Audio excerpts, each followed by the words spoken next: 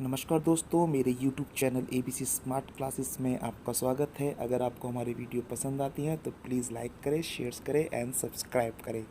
Bell icon दबाना ना भूलें।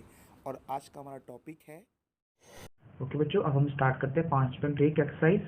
आपने इसकी पूरी वीडियो देखनी है क्योंकि पहले जो आपको मैंने दे रखा है, इससे पहले जो इसका बेसिक पॉइंट कराया गया है उसके अंदर इन सभी के आंसर छुपे हुए हैं। ठीक है, पहला पॉइंट लिखा है इसमें अंदर, निम्नलिखित कथनों में से कौन से कथन सत्य हैं और कौन से कथन असत्य हैं, अपने उत्तर के कारण भी आपको देने हैं। ठीक है, तो पहला बिंदु है कि एक बिंदु से होकर केवल एक ही रेखा खींची जा सकती है। देखो बेटा, एक बिंदु से होकर, ये मेरा बिंदु रेडिया ए, क्या इससे होती हुई एक ही रेखा जा सकती है? नहीं, इससे हम बहुत सारी रेखा खींच सकते हैं। इसका मतलब ये वाला जो तथ्य है वो असत्य है। ये असत्य है क्योंकि एक बिंदु से होकर हम विभिन्न दिशाओं में असंख्य रेखा खींच सकते हैं। देखा आपने इसके अंदर? ठीक है, अब सेकंड पार्ट करते हैं इसका। दो विभिन्न बिंदुओं से होकर जाने वाली असंख्य रेखा होती है। अब दो बिंदु ले लेते हैं हम। इन दो बिंदु का नाम लिखा मैंने ए और बी। ठीक है, इन दो बिंदुओं से होती हुई कितनी रेखा जा सकती है बताओ? ओनली वन, क्योंकि अगर आप ऐसे जाओगे तो खाली बी से जाएगी, ऐसे जाएगी तो सिर्फ ए से आएगी। हमें ऐसी रेखा चाहिए दोनों से ही होती हुई जाती हो, तो ऐसी जो होती है सिर्फ एक रेखा होती है। तो ये भी एक असत्य हो गया क्योंकि दिए हुए दो विभिन्न बिंदुओं से होकर केवल एक ही रेखा खींची जा सकती है। अब इसका थर्ड पार्ट पढ़ते हैं। थर्ड पार्ट कहता है कि एक शांत रेखा दोनों ओर अनिश्चित रूप से बढ़ाई जा सकती है। ये मैंने पहले समझा दिया था आपको कि कोई भी एक रेखा होती है उसको हम दोनों तरफ से बढ़ा सकते हैं। ये नियम में ऑलरेडी बढ़ा था, तो हाँ, ये वाला रखे जो है पॉइंट है वो सत्य है क्योंकि एक शांत रेखा दोनों ओर अनिश्चित रूप से बढ़ाई जा सकती है। ठीक है, का फोर्थ पार्ट है, यदि दो वृत्त बराबर हैं तो उनकी त्रिज्या भी बराबर होगी। ये भी हमने नियम पढ़ा था आपके लिए कि अगर दो चीज आपस में बराबर होती है तो उनकी भुजा और त्रिज्या भी आपस में बराबर होती है। जैसे आपने दो ही सर्कल लिए हैं, एक सर्कल ये है और एक सर्कल ये है, इन दोनों ही सर्कल बराबर हैं तो इनकी त्रिज्या भी आपस में बराबर होगी। अगर ये 2 सेंटीमीटर है तो ये भी 2 सेंटीमीटर ही होगी। ठीक है, तो ये सत्य है क्योंकि यदि दो वृत्त बराबर हैं तो अर्थात उनका क्षेत्रफल बराबर होगा तो उनकी त्रिज्या भी बराबर ही होगी। ठीक है, इसका 5वां क्वेश्चन, आकृति में यदि, आकृति बताता हूँ, आकृति में यदि ए बी बराबर पी क्यू है और पी क्यू बराबर एक्स वाई है और ए बी बराबर एक्स वाई है, सॉरी, ए बी बराबर पी क्यू है और पी क्यू बराबर एक्स वाई है, तो सिद्ध करो क्या ये दोनों आपस में बराबर होगा। ये भी आपको नियम समझाया गया था। देखिए बेटा, यहाँ पे आपको 3 रेखा दे रखी है, 1 2 और 3। एक का नाम हम रख लेते हैं ए बी, एक का नाम लेते हैं पी क्यू और एक का नाम लेते हैं एक्स वाई। देखो, अगर ए बी पी क्यू के बराबर है और पी क्यू एक्स वाई के बराबर है तो क्या ये दोनों आपस में बराबर होंगे? यस, ये दोनों आपस में बराबर ही होंगे। तो हम लिखेंगे सत्य है क्योंकि यूक्लिड के अभिघृत के अनुसार, यानी कि यूक्लिड विधि जो है ना, उनके अभिघृत नियम जो है उसके अनुसार वस्तु, वे वस्तुएं जो एक ही वस्तु के बराबर हो, एक दूसरे के बराबर होती है। मीनिंग कि वस्तुएं जो एक ही वस्तु के बराबर हो दूसरी वस्तु के बराबर भी होती है। मतलब ये इसके बराबर, ये इसके बराबर है, तो ये दोनों आपस में क्या होंगे? प्लस। अब हम एक्सरसाइज 5.1 का दूसरा सवाल पढ़ेंगे कि निम्नलिखित पदों में से प्रत्येक की परिभाषा दो और क्या इसके कुछ ऐसे पद हैं जिनके परिभाषित करने की आवश्यकता है। मतलब ये 5 पॉइंट आपको दे रखे हैं, मुझे इनको परिभाषित भी करना है और ये बताना है क्या इसको परिभाषित करना जरूरी है या नहीं है। तो देख लीजिए कैसे करेंगे।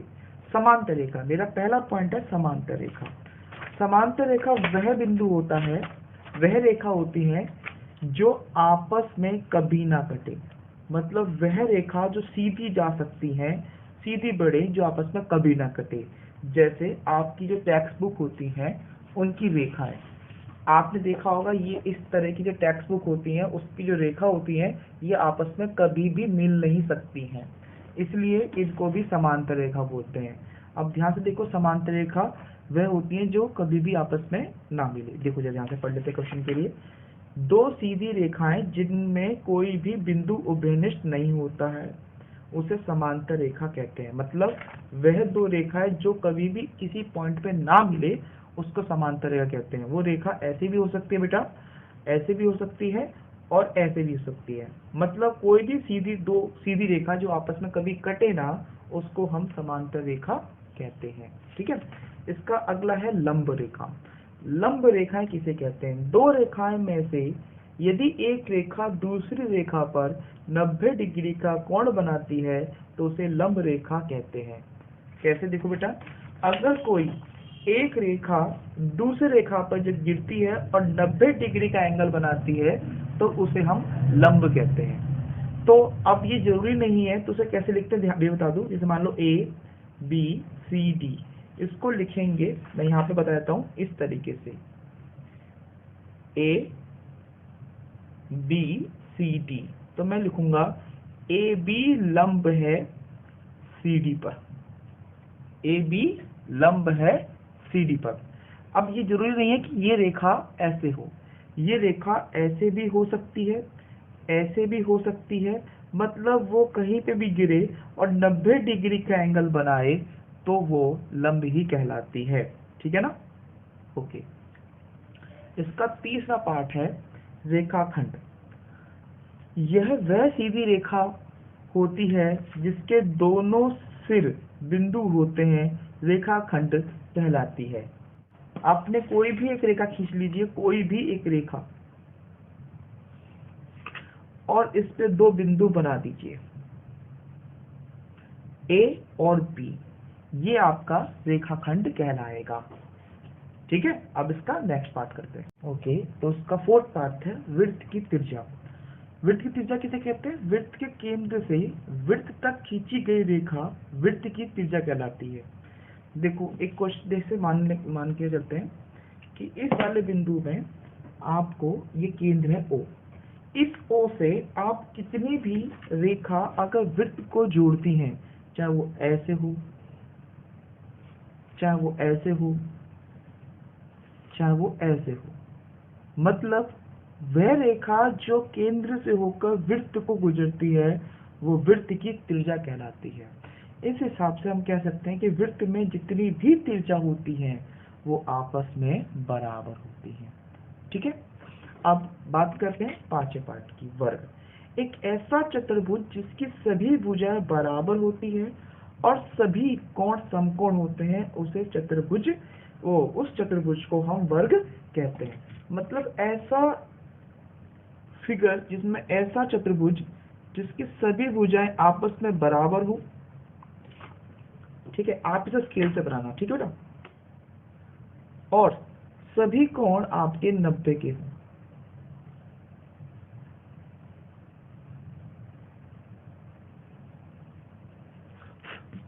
तो ये आपका क्या कहलाएगा? वर्ग कहलाएगा। ये जरूरी नहीं छोटा हो, आपको किसी भी साइज में हो, कोई भी रेखा जिसकी सभी रेखाएं आपस में बराबर हो और प्रत्येक कोण 90 के बनाते हो उसे हम वर्ग कहते हैं। ठीक है, अब हम इस एक्सरसाइज का तीसरा क्वेश्चन पढ़ रहे हैं। नीचे दी हुई दो अभिधारणाओं पर विचार कीजिए। मतलब आपको यहाँ दो अवधारणा दे रखी है, उस पर विचार करना है। पहला अवधारणा है, दो भिन्न बिंदुओं A और B दिए रहने पर एक तीसरा बिंदु C ऐसा विद्यमान है जो A और B के बीच में स्थित हो, तो क्या होगा? देखो बेटा, आपने क्या कहा कि सबसे पहले एक रेखा ले ली जिसका नाम रखा मैंने A और B। ठीक है, इस पे मैंने कहीं पे भी एक बिंदु C और ले लिया। क्या ये पॉसिबल है? क्या C A और B के बीच में मैं ले सकता हूं? हाँ, वही लिखा हुआ है हाँ, यह अवधारणा में दो अपरिभाषित तथ्य है जिसमें रेखाएं और बिंदु हैं। ओके, तो यहाँ लिखा है हाँ, यह अवधारणा में दो अपरिभाषित तथ्य हैं जिनमें रेखाएं बिंदु है। मतलब ये वाली लाइन तो यूक्लिड अवधारणा में था, परंतु इसके अंदर जो रेखा है उसको डिफाइन नहीं किया गया है, जो बिंदु है उसको डिफाइन नहीं किया गया है। बाकी ये वाली जो लाइन थी वो डिफाइन किया गया है कि हाँ, एक सीधी रेखा पे तीसरा बिंदु भी हो सकता है। ठीक है, अब इसका सेकंड पार्ट करते हैं। सेकंड पार्ट कहता है यहाँ कम से कम ऐसे 3 बिंदु विद्यमान हैं कि वे एक रेखा पर स्थित ना हो। मतलब आप एक रेखा लीजिए, अब इसमें हमने इसका नाम रख दिया बेटा A और B, और इसमें कोई अन्य बिंदु ले लिया जिसका नाम रख दिया हमने P। यानी कि ये जो P बिंदु है इस रेखा पर नहीं है। तो क्या ये वाली अवधारणा जो आपको यूक्लिड विधि की अवधारणा सिखाई गई थी बेसिक क्लास के अंदर, जो बेसिक वीडियो बनाई थी, उसमें क्या ये वाली अवधारणा थी? नहीं, ये अवधारणा नहीं थी। यह अवधारणा असंगत है क्योंकि ये दो भिन्न स्थितियों को संबोधित करती है। भिन्न क्या हो सकता है? ए पी का रिलेशन हो सकता है पी ए का रिलेशन हो, पी बी का रिलेशन हो। तो ये दो अलग अलग अवधारणा है। ये वाला नियम जो है यूक्लिड अवधारणा का अनुसरण नहीं करती है। मतलब ये वाला जो पॉइंट है यूक्लिड अवधारणा का वो क्या कहता है अनुसरण नहीं करती, कि ये वाला अनुसरण कर रही थी। ठीक है, बस यहाँ पे बिंदु और रेखा का परिभाषित नहीं था, और ये वाला तो जो पॉइंट है वो तो अवधारणा करती ही, अनुसरण करती ही नहीं है। बच्चों, अब इसका चौथा सवाल पढ़ रहे हैं। यदि दो बिंदुओं A और B के बीच एक बिंदु C ऐसा स्थित है कि AC बराबर CD है, तो सिद्ध कीजिए कि AC बराबर 1/2 AB है। एक आकृति खींचकर इसे स्पष्ट भी कीजिए। ये आपकी एक्सरसाइज 5.1 का सवाल है। ठीक है, हमने एक आकृति खींच ली। ठीक है, मैंने यहाँ पे एक आकृति खींच ली आपके लिए।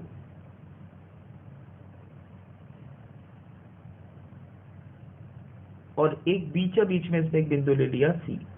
यानी कि मेरे पास एक बिंदु है A, B और C। आपको ये बताना है कि ये जो बिंदु बीच में है यानी कि AC बराबर इस पूरे का आधा है या नहीं है। ये एक तरह का क्वेश्चन है जिसको आपको मतलब एक प्रमेय है जिसको आपको प्रूव करना है। तो सबसे पहले लिखेंगे दिया क्या है। देखो भी दिया है कि AC बराबर है, ये CD नहीं है बेटा, AC बराबर है BC के। ठीक है, AC बराबर है BC के। ये बुक में ही मिसप्रिंट पे मैंने लिख दिया गलती से। ठीक है, और सिद्ध क्या करना है? मुझे सिद्ध करना है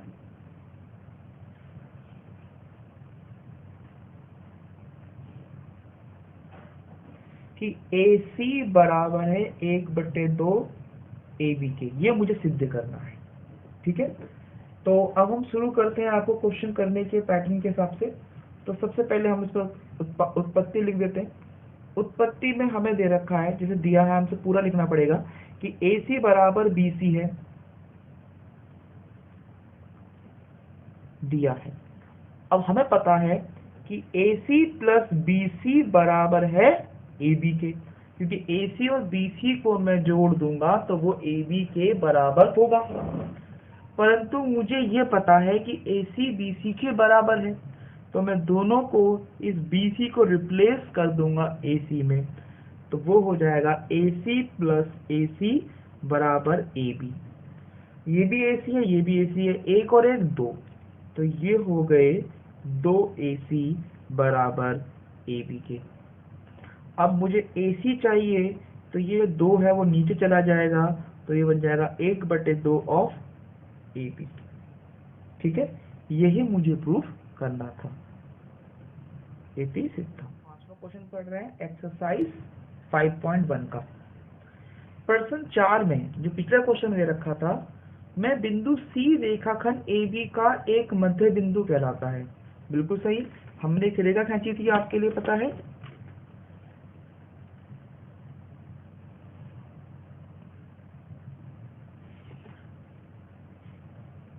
ए और बी और मध्य में क्या दिया था बिंदु सी, ये इसका मध्य बिंदु था, तो इसको मध्य बिंदु कहलाते हैं। तो सिद्ध करना है, सिद्ध कीजिए कि एक रेखाखंड का एक और केवल एक ही मध्य बिंदु होता है। मतलब आपको प्रूफ करना है कि इस पूरी रेखा का कोई भी एक रेखा हो उसमें सिर्फ एक ही मध्य बिंदु होता है। मतलब ऐसा नहीं एक रेखा ली उसके 2 या 3 मध्य बिंदु, इज नॉट पॉसिबल। एक रेखा का सिर्फ और सिर्फ एक ही मध्य बिंदु होता है, ये मुझे सिद्ध करना है। ठीक है, तो अब इसमें दिया क्या है उसके बारे में हम लिख लेते हैं कि आपको क्या क्या चीज गिवन है और क्या क्या चीज नहीं गिवन है। तो सबसे पहले लिखेंगे दिया है, दिया है कि सी ए बी का मध्य बिंदु है।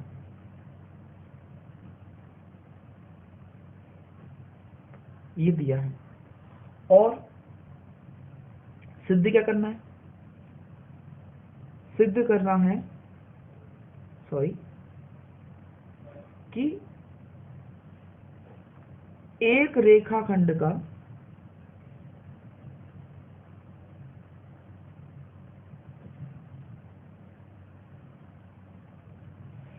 केवल एक ही मध्य बिंदु होता है।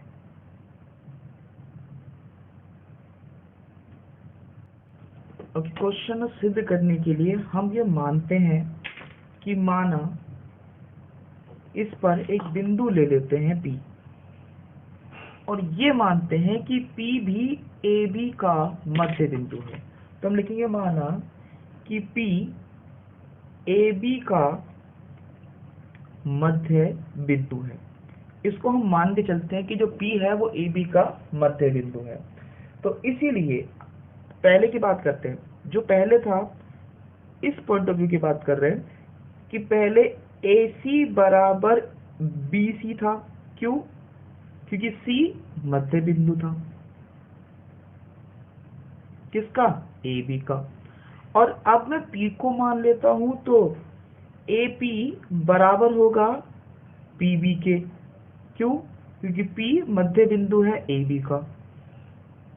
ओके, तो इस पहली बार जो हमने लिया था C मध्य बिंदु लिया था, तो हम ये कह रहे थे कि AC बराबर है 1/2 ऑफ AB। कैसे? नंबर 1 क्वेश्चन नंबर 4 से। आप चाहो तो आप मैं दोबारा लिख सकते हो, जैसे हमने पहले सिद्ध कर चुके हैं। और AP भी बराबर होगा 1/2 ऑफ AB की। क्यों? क्योंकि आपने देखा P मध्य बिंदु, AP बराबर PB है, तो AP भी 1/2 AB के बराबर होगा। नंबर 2, ये भी क्वेश्चन 4 की तरह होगा। अब समीकरण 1 और 2 से आप कह सकते हैं कि AC बराबर है AP के। AC बराबर है AP के। अब यहां पर A जो पॉइंट है वो कॉमन है, तो क्या हो गया, C बराबर है P के। अगर C बराबर P के है, इसका मतलब हुआ कि ये दो कोई बिंदु अलग अलग नहीं है, ये दोनों बिंदु एक ही है। ये दोनों बिंदु एक ही है, तो हम कह सकते हैं ये संपाती है। इसीलिए C तथा P एक संपाती बिंदु है। संपाती बिंदु है। और हम कह सकते हैं कि एक रेखा का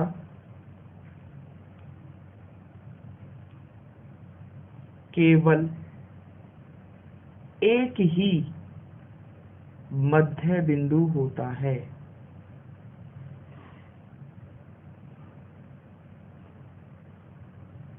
ठीक है, एक्सरसाइज 5.1 का क्वेश्चन नंबर 6 कर रहे हैं कि आकृति 5.10 ये वाली आकृति में यदि AC बराबर BD है, AC बराबर BD है, तो सिद्ध कीजिए कि AB बराबर CD है या नहीं है।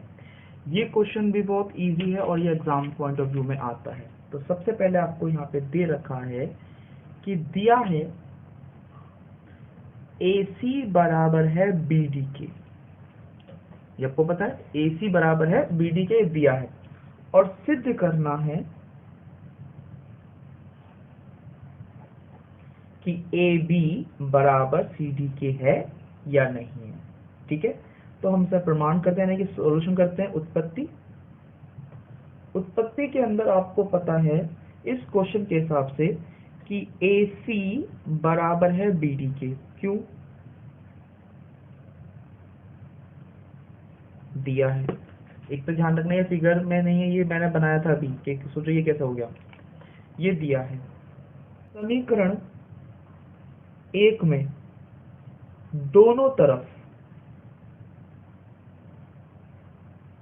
BC को घटा देते हैं। BC को घटाते हैं। घटाने पर क्या होगा कि AC बराबर BD है, तो इसमें से भी BC को घटा देंगे और इसमें से भी BC को घटा देंगे। ये कौन से विधि थे? ये यूक्लिड नियम थे, आपको पता ना, भी कराया थे मैंने, अनुसरण जो थे। अब AC में से BC गए, इस AC में से BC को जब मैं घटाऊंगा, इस AC में से BC को घटाऊंगा तो ये बचेगा AB, और इस BD में से BC घटाऊंगा तो यहाँ बचेगा CD। ठीक है, तो दोनों पॉइंट ऑफ व्यू में देखो AB से CD आपका बच गया है। और जिनको ये चीज समझ में नहीं आती है तो आप इस तरीके से बोल सकते हो, देखो यहाँ पे से C से C कट गया तो ये बचा AB, या B से B कट गया, यहाँ बचा CD। ये भी आप बोल सकते हो। ठीक है, तो ये आपका आ गया AB बराबर CD के, hence proof. Thanks for watching this video. If you like that, please like, share.